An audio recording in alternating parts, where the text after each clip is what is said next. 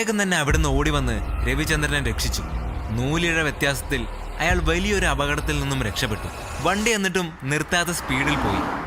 എല്ലാവരും തന്നെ പ്രശംസിക്കുന്നതൊന്നും ഒട്ടും മൈൻഡ് ചെയ്യാതെ ദേഷ്യത്തോടെ തന്നെ അബി പോയി ആ കടയിലിരുന്നു. ചെറിയൊരു ഉപകാരം ചെയ്താൽ പോലും വലിയ പ്രതിഫലം പ്രതീക്ഷിക്കുന്ന ആൾക്കാരുള്ള സ്ഥലത്ത് അബി അയാൾക്ക് ഒരു അത്ഭുതമായി തോന്നി. രവിചന്ദ്രൻ അബിയുടെ അടുത്ത് പോയിരുന്നു.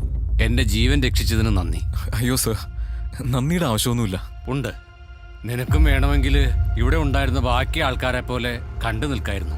ആ വണ്ടി എന്റെ ജീവനും കൊണ്ട് പോയേനെ. പക്ഷെ നീ റിസ്ക് എടുത്ത് ഓടി വന്ന് എന്നെ രക്ഷിച്ചു. നീ ആരാണ്? ഇവിടെ ഊട്ടിയിൽ എവിടെയാ? സാർ, പയ്യൻ ആരുമില്ലാത്തവനാ. ജീവിക്കാൻ വഴി തേടി ഇവിടെ വന്നു പെട്ടതാ. എന്തെങ്കിലും ജോലി കിട്ടുമെന്ന് നോക്കാമെന്ന് ഞാനും കരുതി. രാവിലെ തൊട്ട് ഇവിടെ കടയിലുണ്ട്. എന്തെങ്കിലും കഴിച്ചിട്ട് പോയാൽ മതി എന്ന് ഞാനാ പറഞ്ഞത്. സാറ് വന്നത് നന്നായി. അനിയ, എന്നെ രക്ഷിച്ചതുകൊണ്ട് പറയുന്നെന്ന് കരുതണ്ട. നീ എന്റെ കൂടെ വാ. നിനക്ക് നല്ലൊരു ജോലി ഞാൻ ശരിയാക്കി തരാം. വേണ്ട സർ. നിന്നെ ഞാൻ എന്നാണ് ആദ്യം കാണുന്നത്. പക്ഷെ എന്തോ ഒരു ബന്ധം ഞാനും നീയുമായി ഉണ്ടെന്ന് എന്റെ മനസ്സ് പറയുന്നു. നീ എന്റെ ജീവൻ രക്ഷിച്ചുകൊണ്ട് പറയുന്നതല്ല, എനിക്കെന്തോ അങ്ങനെ തോന്നുന്നു. സർ, ഞാൻ ആരാണെന്ന് നിങ്ങൾക്കോ നിങ്ങൾ ആരാണെന്ന് എനിക്കോ അറിയില്ല. നിങ്ങളെ രക്ഷിച്ചുകൊണ്ടാവും ഇങ്ങനെയൊക്കെ പറയുന്നത്. സാറി പറയുന്നതൊന്നും എനിക്ക് മനസ്സിലാവുന്നില്ല. അല്ലെങ്കിൽ എനിക്ക് ഒരുപാട് പ്രശ്നങ്ങളുണ്ട്. എന്നെ വിട്ടേര് സാറേ. അനിയ, ഇദ്ദേഹം നാട്ടിലെ തന്നെ ഏറ്റവും പണക്കാരനായ വ്യക്തിയാ. അദ്ദേഹം വെറും വാക്ക് പറയില്ല. എല്ലാത്തിനും ഒരു കാരണം ഉണ്ടടാ. അല്ലെങ്കിൽ നീ എന്തിനാ ഊട്ടിയിലേക്ക് ബസ് കയറിയത്? ഇവിടെ ഇത്രയും കട ഉണ്ടായിട്ടും എന്റെ കടയിൽ തന്നെ വന്നത്? എന്തൊക്കെ ആലോചിച്ച് ഇവിടെ ഇരുന്നത് എന്തിനാ?